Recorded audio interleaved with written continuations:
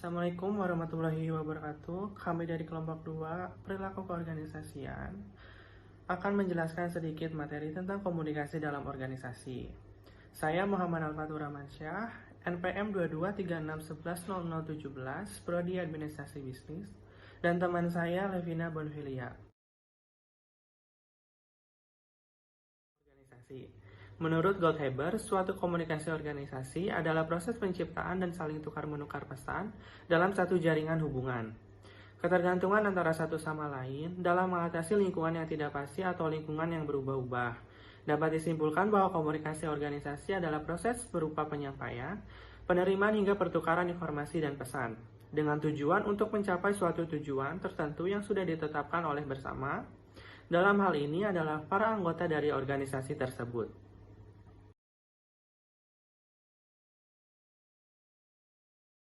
Selanjutnya, teori komunikasi organisasi. Yang pertama, teori struktural klasik.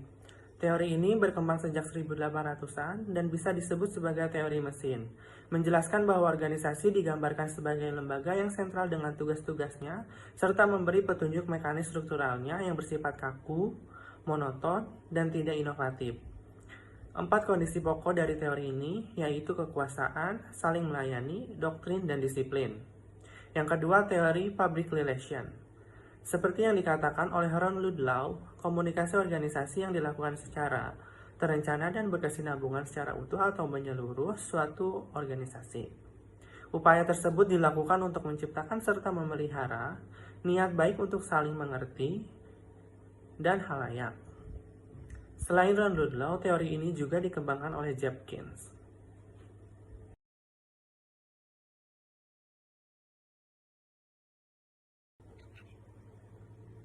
Yang ketiga, konsep komunikasi organisasi. Goldhaber telah menjelaskan bahwa komunikasi organisasi merupakan proses menciptakan serta saling tukar-menukar informasi. Goldhaber juga menjelaskan apa saja konsep yang terdapat di dalam komunikasi organisasi. Berikut ini beberapa konsep menurut Goldhaber. Yang pertama, proses. Konsep proses ini dibutuhkan agar dapat menciptakan dan menukar pesan antara anggota, karena organisasi merupakan sebuah sistem yang terbuka dan dinamis. Konsep ini akan berjalan terus-menerus untuk mencapai dan menciptakan tujuan baru yang dirumuskan organisasi tersebut. Yang kedua, pesan. Terjadinya proses bertukar dan menerima pesan dalam komunikasi organisasi, terdapat aspek pesan di dalamnya yang penting dalam suatu organisasi tersebut harus benar-benar diperhatikan bagaimana cara mengirimnya, menerimanya, sehingga pesan atau informasi tersebut diterima baik oleh individu lain dan tidak menimbulkan kesalahpahaman. Yang ketiga, jaringan. Jaringan merupakan gambaran besar suatu organisasi yang di dalamnya terdapat individu yang membentuk jaringan baik di dalam maupun di luar untuk menjalankan fungsi jabatannya masing-masing. Yang keempat, hubungan. Suatu organisasi memiliki hubungan yang menghubungkan jaringan satu ke lainnya. Hubungan manusia dalam organisasi bisa sederhana antara manusia dan manusia, atau bisa lebih kompleks, misalnya hubungan kelompok kecil, besar, dan hubungan di dalam organisasi. Perkenalkan, nama saya Levina Bonfilia dari Prodi Manajemen dengan NPM 360900013. Saat ini saya akan melanjutkan materi dari presentasi ini.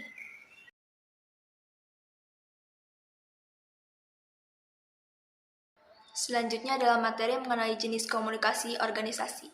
Pertama, ada komunikasi vertikal. Bentuk komunikasi ini merupakan bentuk komunikasi yang terjadi atas ke bawah dan sebaliknya. Artinya, komunikasi disampaikan oleh pimpinan kepada bawahan dan dari bawahan kepada pimpinan. Secara timbal balik, seorang pimpinan harus lebih memperhatikan komunikasi dengan bawahannya dan memahami cara mengambil kebijakan terhadap bawahannya. Keberhasilan organisasi dilandasi oleh keperencanaan yang tepat dan seorang pemimpin yang memiliki jiwa kepemimpinan yang baik.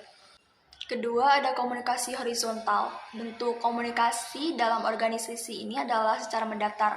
Komunikasi ini berlangsung di antara sesama karyawan atau pegawai dan sebagainya. Jenis komunikasi horizontal ini biasanya berlangsung di dalam situasi yang tidak formal. Komunikasi horizontal ini berlangsung dengan cara tatap muka, mulai media elektronik maupun pesan tertulis. Ketiga, ada komunikasi diagonal. Bentuk komunikasi dalam organisasi ini disebut juga komunikasi silang. Proses ini berlangsung dari seseorang ke orang lain dalam posisi yang berbeda. Keberhasilan sebuah organisasi ditentukan oleh keberhasilan proses komunikasi antara atasan dan bawahan. Ketika para pemimpin dapat berkomunikasi dengan efektif dengan bawahannya, maka pesan yang disampaikan dapat diterima dengan baik.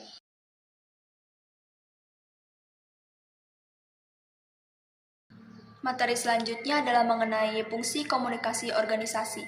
Pertama, ada fungsi informatif. Fungsi ini dijelaskan oleh Sejaja bahwa organisasi bertindak sebagai suatu sistem yang memproses informasi. Proses informasi yang hadir dalam organisasi tersebut diharapkan mampu memberikan dan menerima informasi dengan baik untuk tercapainya kelancaran dalam organisasi tersebut. Ketiga, ada fungsi regulatif. Fungsi ini mengharapkan dapat memperlancar peraturan serta pedoman yang telah ditetapkan oleh anggota dan pemimpin organisasi tersebut. Ketiga, ada fungsi persuasi. Fungsi ini dilakukan oleh pemimpin organisasi untuk persuasi anggotanya. Daripada memerintah anggotanya untuk melakukan sesuatu, fungsi persuasi dianggap dapat mempermudah karena cara yang lebih halus daripada memerintah akan lebih dihargai oleh anggota tersebut terhadap tugas yang diberikan. Keempat adalah fungsi integratif.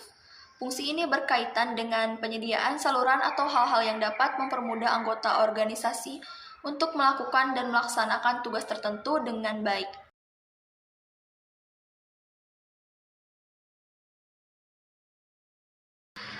Selanjutnya adalah manfaat komunikasi organisasi. Pertama, apabila kita paham dengan teori komunikasi, sebagai seorang yang berada dalam lingkungan atau kelompok organisasi tertentu, bisa memahami posisi dalam organisasi atau kelompok tersebut. Kedua, dapat memperkuat hubungan antar anggota organisasi dan pimpinan dari organisasi tersebut. Hal ini bisa membuat organisasi semakin bertahan lama dan tumbuh rasa ingin menjaga dan merawat organisasi. Ketiga adalah mempermudah tercapainya tujuan organisasi dan adanya komunikasi yang baik sehingga para anggota dan pimpinan memahami perbedaan yang ada. Kondisi ini juga sangat baik jika dilakukan saat diskusi. Keempat, mengetahui tugas pemimpin atau anggota dalam suatu organisasi membuat seorang bisa sadar akan tugas sebagai anggota maupun pemimpin organisasi. Kesadaran ini mampu meningkatkan kerja maupun efektivitas organisasi dalam mencapai tujuan bersama.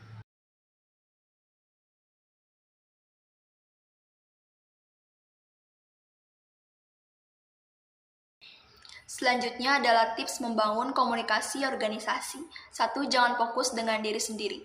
Untuk menjalin interaksi yang efektif, komunikasi harus dilakukan secara dua agar untuk bisa melakukan hal tersebut dengan cara tidak mendominasi pembicaraan. Selain itu, jangan terlalu fokus dengan diri sendiri dan berilah perhatian dan kesempatan berbicara pada lawan bicara. Kedua, jadilah pendengar yang baik. Menjadi pendengar yang baik dapat membuat kita dihargai oleh lawan bicara. Hal ini juga termasuk tanda komunikasi yang baik dan benar. Perhatikan dengan seksama, mulai dari gaya bicara hingga gestur tubuh yang ditampakkan oleh lawan bicara. Ketiga, perhatikan nada bicara dan gestur tubuh. Pemilihan kata adalah hal yang penting dalam menjalin komunikasi. Namun memperhatikan nada bicara dan gestur tubuh juga tak kalah penting.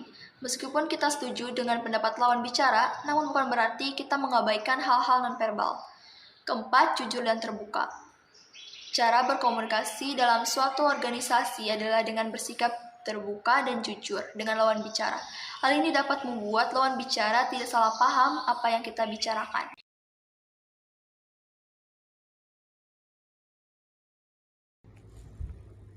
Sebanyak 322 mahasiswa program studi apoteker Universitas 17 Agustus 1945 Jakarta dinyatakan lulus dan diambil sumpah sebagai apoteker pada tanggal 18 Januari 2024. Dekan Farmasi Universitas 17 Agustus 1945 Jakarta, Bapak Stefanus Lukas mengucapkan selamat kepada seluruh apoteker baru dan memberikan pesan agar para apoteker selalu melakukan updating keilmuannya dan berusaha meningkatkan technical skill dan managerial skill. Mahasiswa apoteker Universitas 17 Agustus 1945 Jakarta telah lulus uji kompetensi mahasiswa pendidikan profesi apoteker yang diselenggarakan oleh Kementerian Pendidikan, Kebudayaan, Riset, dan Teknologi. Ujian kompetisi ini diselenggarakan untuk menguji penguasaan pengetahuan, keterampilan, dan perilaku calon kelulusan pendidikan profesi apoteker dalam rangka memperoleh sertifikat kompetensi apoteker Indonesia sebagai dasar untuk melakukan praktik kefarmasian di Indonesia. Rektor Universitas 17 Agustus 1945 Jakarta, Bapak Rajaskana, menyampaikan berdasarkan Undang-Undang tentang Kesehatan, seluruh apoteker yang mengikuti ujian kompetensi nasional bulan Oktober dinyatakan lulus sah sebagai apoteker. Dewan Pembina Yayasan Perguruan Tinggi Universitas 17 Agustus 1945 Jakarta, Bapak Dr. Rudiono Darsono menambahkan apoteker yang telah dilantik dan diambil sumpahnya itu harus memiliki kontribusi terhadap industri farmasi di Indonesia. Para apoteker lulusan Universitas 17 Agustus 1945 Jakarta melakukan penelitian dan pengabdian kepada masyarakat, bukan menjadi apoteker yang hanya meracik obat-obatan saja. Jadi ulasan saya mengenai video tersebut adalah UTA merupakan kampus yang menerima mahasiswa dari daerah dengan berbagai latar belakang yang berbeda. Seperti inilah contoh tugas institusi pendidikan yang bertujuan membantu mereka yang ingin belajar menjadi lebih baik. Karena mereka juga berhak mendapat pendidikan yang sesuai. Jadi UTA juga berkontribusi besar untuk dunia apoteker Indonesia. Bersyukurlah ada UTA yang bersedia membangun SDM apoteker dari Indonesia Timur. Mereka sangat membutuhkan pendidikan ini, dan ketika mereka lulus, kompetensi mereka sangat bermanfaat di daerah mereka.